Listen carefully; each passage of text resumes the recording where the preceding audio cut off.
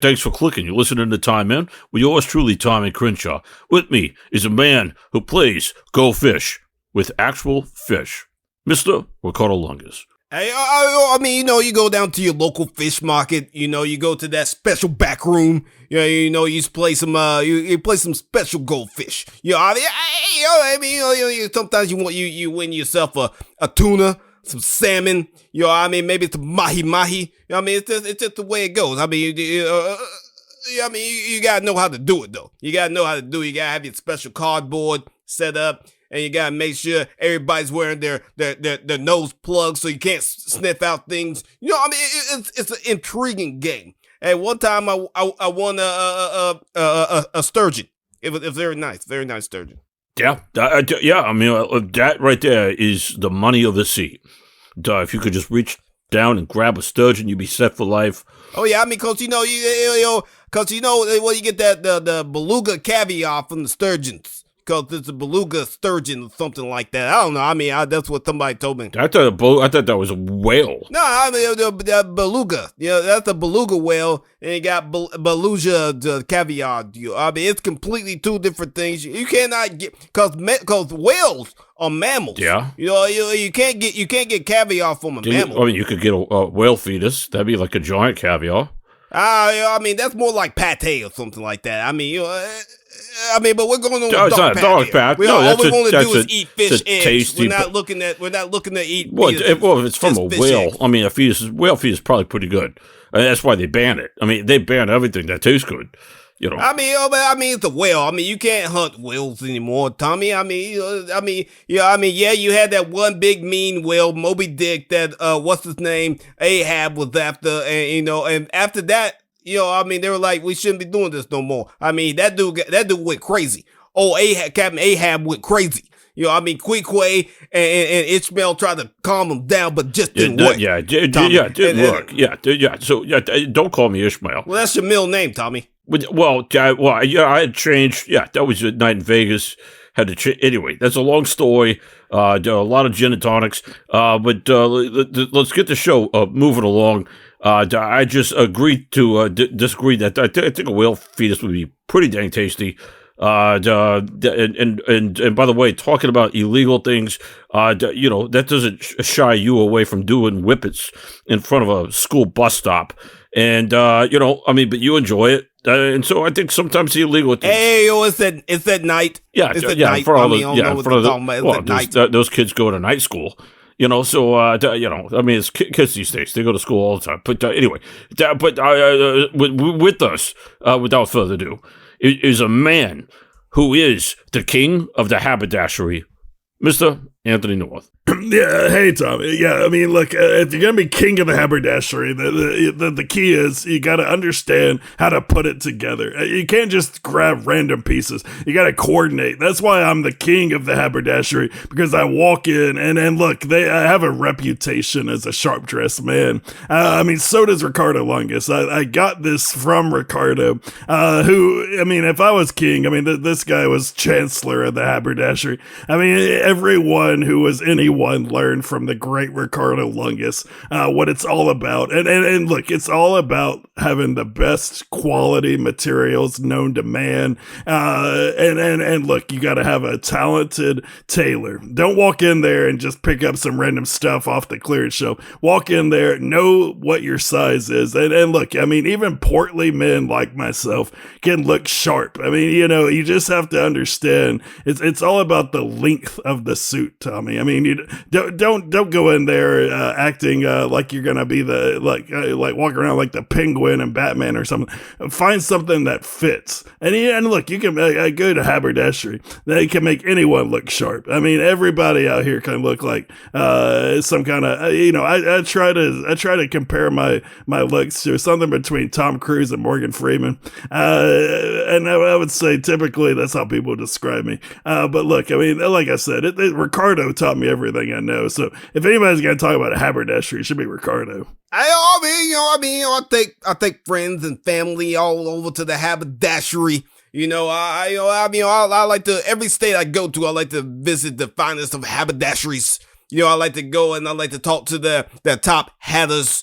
the man who makes the nicest hats that they can possibly bring to me, someone who specializes in cufflinks, a man who specializes in just cuffs themselves. Because if you don't have your proper cuffs, I mean, what's the point? I mean, what's the point of even having a cuff link if you don't have proper cuffs? And you gotta have the cufflinks and the cuffs gotta match the hats, and the hat has to match the suit, and the suit. I mean, it's a whole thing. It's a whole thing. I mean, back with my years with the fashion police, you had to know these things. You had to know these things. You had to know the stuff that was legal and the stuff that was illegal. And sometimes, if it's illegal, you get a little scratch on the side. But that's neither here nor there. I'm not part of that. We are still on speaking terms, but I'm not part of that anymore. But it's a fun time though, fun time. And I can say, Anthony knows how to wear a nice full-length mink coat. That's all I'm trying to say. Anthony knows how to do it. Yeah. And Ricardo, I think everybody's dying to know more about this stuff.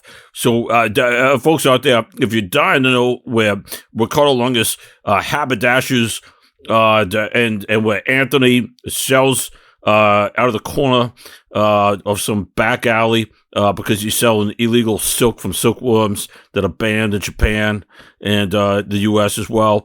But we got to talk about something just as fancy. And what's fancy right now? The Final Four. What could be any fancier? This is where all the celebrities come out and dress in their finest to watch what's going to be great. We got a Cinderella in the mix, which is NC State. For those of you know, yours truly, Tommy Crenshaw, still is upset with that university for not changing its stupid logo because you got a silly cartoon wolf with a burger hat on it, and it just needs to be slapped right off of them. So I hope you lose because of your stupid mascot. I know you're a Cinderella, and we're about to talk into detail just about who's on that team. They got some good players. They got some really good players on that team. But they are facing off against the Purdue alcoholics. The Boilermakers, which is an alcoholic drink. Great thing to name a college after, party school. And then we got Alabama. The team that can play and win without a defense, playing against UConn, who has a defense. Anyway, that's the matchups. That's going down, and we're gonna see this going on this coming week. So let's do a breakdown of what's exciting about this Final Four and what's not. Who wants to start? All I want to say is that one of the most exciting players. Well, I mean, he's not exciting himself when you see him play, but he is very exciting when he comes to scoring points. Is old Zach Edey from the Boilermakers, 7'4", 300 pounds of just stand there and put the ball in the rim. That's what he does. He does not block. He does not go for steals. He gingerly jogs. But he gets rebounds. He can get up there and get a rebound. He's scoring 40 points. It's 40 points, 11 rebounds. He's just getting up there, scoring. But and then everything else, he looks like, and for the rest of the time, he just kind of stares longingly into the distance until the time the ball gets into his hands. And then, he's an interesting cat, really. Kind of an interesting cat. Yeah, but you failed to mention one other thing he doesn't do. Foul. Because you gotta move the foul. He just stands there with his arms, 12 feet up in the air and just waiting for somebody to pass him the ball. Come on, Ricardo, he's fouling left or right. The refs are just not calling it because they want to see this guy do well. This is where a lot of people think the game is rigged. But you see a guy who looks like a henchman from a Jackie Chan movie. We saw another one of those henchmen from a Jackie Chan movie the last time we talked with Ichiro's sidekick. Excuse me, not Ichiro. That's insulting. Anyway, okay. Anthony, well, what's your take? What's something you're excited about with this matchup, or something you're not? This is the thing. I gotta say something, Tommy. This is the thing. Zach Edey, Yeah, he might be fouling people, but that's why the refs struggle because the guy barely moves. It's like the Leaning Tower of Pisa out here. If the thing moved an inch to the left or the right, it might throw off the whole weight of the planet. But Zach Edey, he's not reaching out. He doesn't have to. He just simply moves his weight from his left foot to his right foot. It's like 250 pounds shifting. It can knock you off course, block shots. I mean, but he never has to reach out. Because he's 7'4", he just puts his arm in the air and it does all the work. So I think he might be fouling people, but also these guys have to learn. Get this guy to leave the paint. He just stands in the paint like he's planted there. So what I'm excited about is at some point. We got to talk about NC State more than just a Cinderella. This team's got Beast Baby. DJ Burns. He's the 6'9", 275 left tackle who plays center. This guy's gonna move Zach Edey. Zach Edey's not gonna be able to stand in the paint like he owns it. When Burns comes barreling through, you're either gonna get out of the way or take a foul. And that's the thing. Edey's gonna get fouled out. DJ Burns can move. He's not planted in the ground. Yeah, DJ Burns has got a little kid that's cheering him on that likes to flip people off in the stands. I don't know if you guys saw this one, but this kid just goes around, a little obscene, little Dennis the Menace. Hey, yo, kids like to express themselves, Tommy. It's okay. I mean, and when you're a little kid, it's okay to go around flipping off people. When I flip off people, they call the cops and stuff like that. They throw the burgers and stuff at me and things like that, ruining my suede shirts. And I mean, but all I'm saying, but yeah, like he said, DJ Burns Jr. He's gonna get out there, he's gonna back him down, he's gonna slam the ball right in old Edey's face, and Edey's just gonna look with that vacant stare of sadness. And it's a weird thing. I mean, his face disturbs me. I'm just saying he's a good player, but his face, it's like there's something not there behind the eyes. I don't know what other words I'm supposed to say, but it's that blank, it's that 1,000-yard stare. I mean, anytime this guy goes to the free throw line, his head's looking at the ground, but his eyes are looking at the rim, and it's very disconcerting. I feel for whoever has to sit across him for dinner every day, because it's got to trouble you. This guy's eating, is probably 16,000 carbs or whatever it takes to play 40 minutes of basketball, and the whole time he's just staring a hole through your head. Keeps shoveling that food and never looks at it once, and then you ask him a question and all he says is points and rebounds. And you're like, come on, there's other things in the world. No, points and rebounds. I want 40 of each. And you're like, okay, Zach, sounds good. See you at the court. And then you run for your life. I mean, this is what it's like being a Boilermaker. It's terrifying. I mean, first of all, you're in Indiana, which is scary enough. And then you're stuck in a place that everybody you called it an alcoholic beverage. I mean, really, though, what's a Boilermaker? That's exactly what it is. It's a shot of whiskey. You drop it in a beer. Anthony, I don't know how else to explain to you what a Boilermaker is. And I thought they made boilers. I always thought that. I thought it was like a boiler making school. Like that's. I mean, I thought it was what it was. I mean, that's how Drew Brees got arm strength. I mean, right? Like before he lost it. That's probably how he wore it out. How the shoulder fell apart was after like the 96 boiler you have to make to graduate from that place. Yeah, this isn't 1812. Nobody's boiling stuff anymore, there, pal. Get with the program. But I want to speak about get with the program. I want to talk about the other matchup, and that's UConn versus Alabama. And UConn can send. The program has been at warp speed, and that's because they have a Klingon, and that's their secret weapon. I mean, some people have got Vulcans, and some people have got.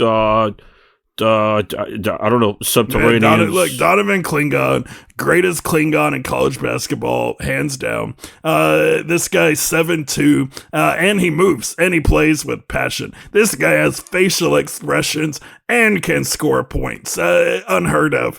Absolutely unheard of. But I mean, that's the thing. UConn understands how to use this man for his greatest ability, which is scoring the basketball. I mean, this guy plays about 10 minutes a game, scores 20 points. Because look, UConn beats every team by 30. Starters, this is the most relaxed. It's the most relaxed, dominant team I've ever seen. I mean, they make it look too easy.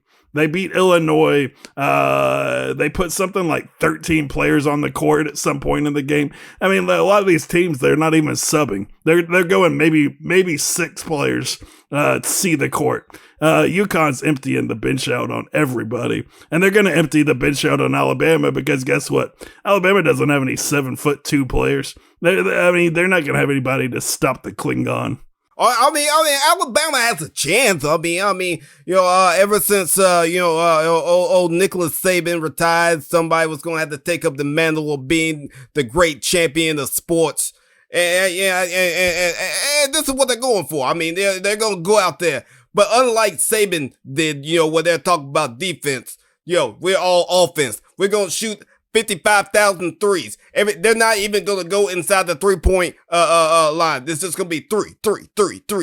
They will put up there. I estimate they shoot 53s this coming up game. And hopefully at least half of them are going to fall. That's my thoughts. That's my thoughts. That way, they do good. They do 75 points. If they can stop old Klingon, I mean, I think it's a high scoring game. I'm going to take the over. That's all I'm saying. What do you think, Tommy? Yeah, I think Alabama does have a shot. I think people say they don't. You got to keep in mind who they knocked off. They knocked off the Tar Heels. In that game, it was a 2-point game, 89-87, and you would say they don't play defense. Well, I mean, they were getting rebounds. They had 28 defensive rebounds. I mean, it's just they were definitely they were hanging in there with some good assists. I think the 3-pointers, they went 11 for 26. That's a 42%. That's pretty dang good. One thing they got to work on is they got to work on the free throw percentage, because that could really get them. Because this game is going to go down to a hack-a-shack.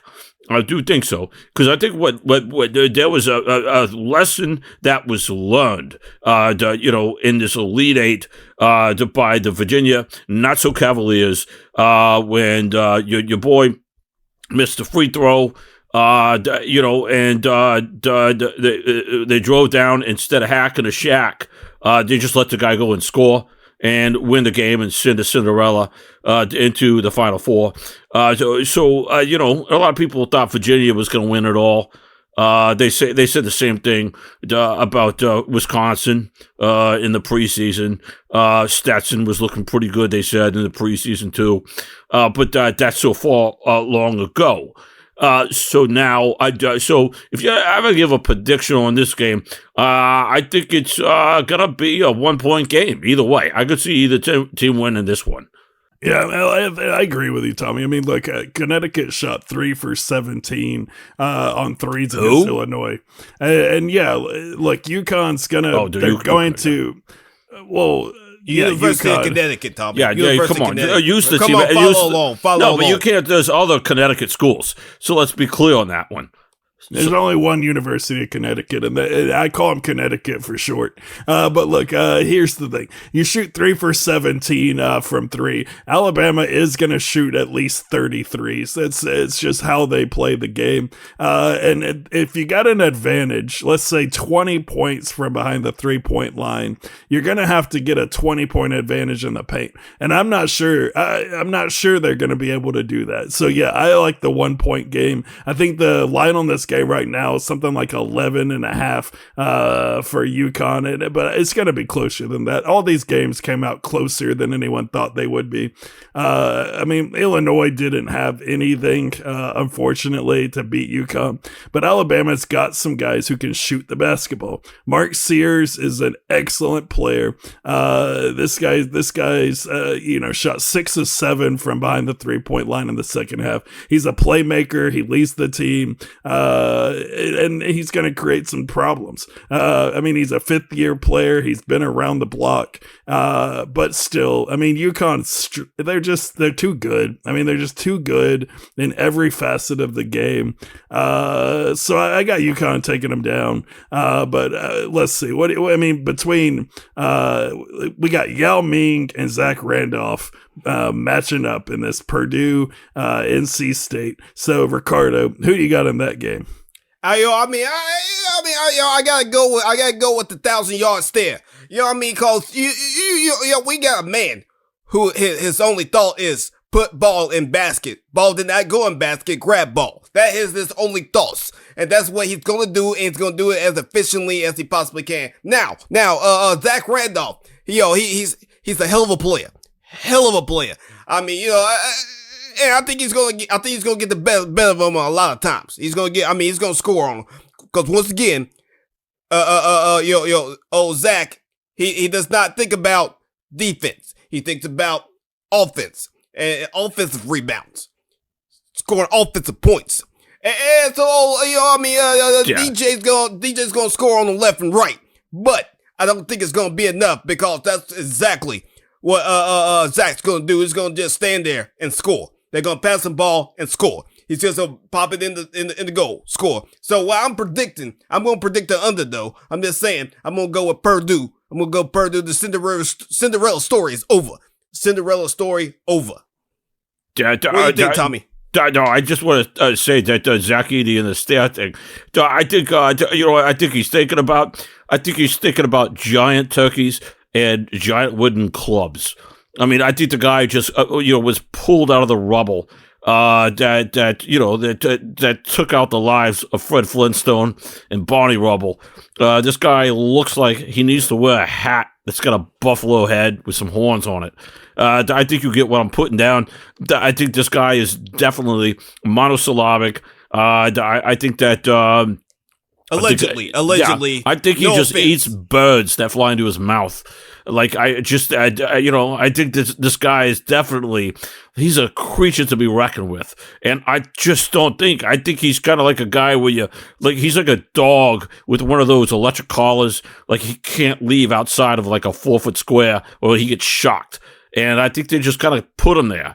And but like I said, I think the refs are going to have to come alive in this game. I think they do.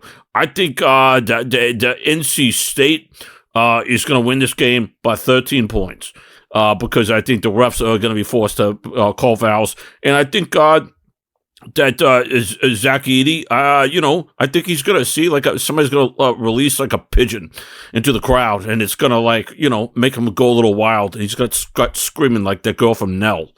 Nell. I enjoyed that movie. It was an enjoyable movie. I mean, yeah, the screaming was kind of weird. I mean, but hey, we're not talking about weird screaming. And what's your predictions, Anthony? Yeah, I gotta agree with Tommy on this one. I mean, I'm not sure that Zach Edey can guard any player outside the paint, and that's the thing. I think DJ Burns has got enough of a game where he can shoot the ball from 6 to 8 feet away, and it's gonna make Edey have to leave the basket, and that's gonna give NC State an advantage, because without this man standing there being the last line of defense, NC State's gonna score some points. They're going to take advantage of his slow-footedness, and they're gonna wear him out. And he's probably going to break an expression, and it's not going to be a happy one. It's going to be the look of a guy who realizes my basketball career is kaput, and I won nothing. But that's just life as a Purdue Boilermaker. So I got NC State going. It's going to be a big upset. A lot of people in Purdue are going to be quite upset, but that's okay, because Purdue's not a place, so everything will be fine. Yeah, and for those of you listening, in case you're confused, Anthony was not talking about Don Pardo, the famous game show guy. I mean, didn't Don Pardo go to Purdue per se? But anyway, what do we think about? Hey, I know we're all gonna pick UConn to beat Alabama. I mean, I think that's just the way it is. What is that? Do the eyes have it, or the Anthonys and the Tommies have it? What do you think? Yeah, I gotta go with that. I just don't think anyone can beat UConn. I think, look, Hurley's too good of a coach. He gets these guys ready to play. They're gonna just absolutely irritate Alabama into turnovers and fouls. And that's the thing. Alabama doesn't have a lot of depth. When you get past Grant Nelson, I mean, they got great games out of Stevenson earlier. Certain guy, Grant Nelson had an awesome game to get that win over North Carolina, but it's just not going to be enough. UConn's too good. They've got too much talent. They're too well coached. I feel like this is just inevitable. I mean, the Huskies came up short in the national championship in football, but that's okay because the Huskies are winning it all. And that's just the way it is. I mean, every dog has its day. And for UConn, it's about once a year. I tend to agree that I tend to disagree that with Anthony there. I think the pride and joy of Ferrum, and that's Kevin Keese, who's the head coach of NC State. That he played as a guard at Ferrum, and a lot of people, yeah, it's a good school, great school. Everybody knows where it is, Ferrum Panthers. But I think that he's going to go. This will put him on an 11-game winning streak. And I think that because North Carolina is a good team, and I said that to mark my cohorts because he says that there's only one Connecticut. By the way, forgetting there's Connecticut College. There's more than one North Carolina, NC State, and that's the one that's coming out of the Tar State. The Tobacco Road, and you have to represent one of the basketball states. It's going to be Indiana. I just don't think that's going to be the one, or it's got to be a North Carolina school. So everyone says it's scripted, and this is how it's scripted. That silly cartoon wolf with the burger hat is going to win, and that's what it is. They're going to win by probably about 9. Yeah, I mean, we weren't talking about we weren't talking about, we already talked about NC State. We're talking about, we talking about NC State over UConn? I'm confused. I don't know what you were talking about. Yeah, that's what I thought we were picking beyond that. No, we just talked about the Alabama UConn guy. What are you just going off? Yeah, Tommy, you never listen to what we say. No, I thought I've already said my piece about that one. I'm sorry. I'm getting excited here waiting for the final game. You're getting way ahead of everybody else, Tommy. I mean, listen, I'm forward thinking there, pal. Get your mind out of the backwards years and, stop reading those Abraham Lincoln books to your kids and read some future books. I mean, the future books are weird. I don't like the future books. I mean, but hey. So, what's our final predictions that Tommy already gave his? Anthony, what's your final prediction? Yeah, I gotta say, I mean, look, I like DJ Burns, but he's not enough to beat a Klingon. There's really nothing that's enough to beat a Klingon. So I got Klingons winning the national championship at approximately 2:13 a.m. Eastern time, because that's about when this game tips off. Because NCAA is so awesome, they said, you know what, we're gonna have a UConn NC State matchup, and we're gonna make it start at 10 o'clock at night on a Monday. Just to torture, because look, America at this point, I mean, everyone's having such a fun time. Why not stay up till 2 a.m. on a Monday to watch college basketball? Because look, I mean, that it's just what you're gonna do. You wait all day, you wait all night, and then the game tips off and you fall asleep. You wake up the next morning and you're like, yep, figured that would happen. But that's college basketball. No, there's a reason for that. Clearly, you're not reading the papers there. There's a concert for the game, and one of the acts in the concert is the famous Zed. And if those of you that are fans of Zed know that a Zed concert can last a long time. That's for the people there, Tommy. They don't show that on television. You're just going to watch 6 hours of commercials telling you the game's about to start. They'll have a little timer set up. They'll run about 75 commercials back to back right up till tip off, and then they'll have a whistle about 30 seconds in the game and show you a few more. But look, I mean, I'm enjoying the commercials. They're not getting repetitive or stupid or anything. They're excellent commercials. Maybe this is maybe you should get a ticket and fly to Phoenix, Arizona, and see this for yourself. I mean, because that's what they're encouraging you people to do. Hey, I mean, if you want to see a show, I mean, you can go see Zed, or you can stay at home and watch all the lovely commercials. And that's the end of the game. Thanks for clicking. You're tuning in to Time In with me, Ricardo Lungus, with me, Anthony North, Tommy Crenshaw, TTF Fit.